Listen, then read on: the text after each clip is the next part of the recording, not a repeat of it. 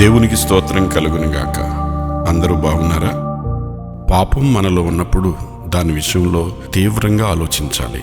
రేపు నీవు బ్రతుకుంటావో లేదో తెలియదు. ఈరోజే నీ పాపాన్ని వదిలించుకుని దానికి స్వస్తి చెప్పాలి. వివాహానికి వెలుపల ఉండే అక్రమ సంబంధాలు, స్వలింగ సంపర్కాలను దైవవాక్యం అనేక సార్లు హెచ్చరించింది.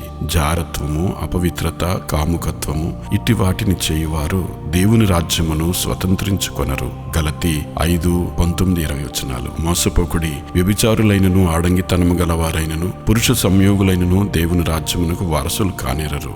1 కొరింథీ 6:9-10 సాతాను తన బంధకాలతో నిన్ను బంధించక మునిపే దీని నుంచి బయటికి రావాలి. అనుదిన ప్రార్థనా యుద్ధాన్ని ప్రారంభించాలి. యేసుతో సిలువ వేయబడి ఆయనతో పాటు లేచి నూతన జీవంతో మహిమను స్వతంత్రించుకోవాలనే దృఢమైన తీర్మానానికి నీవు రావాలి.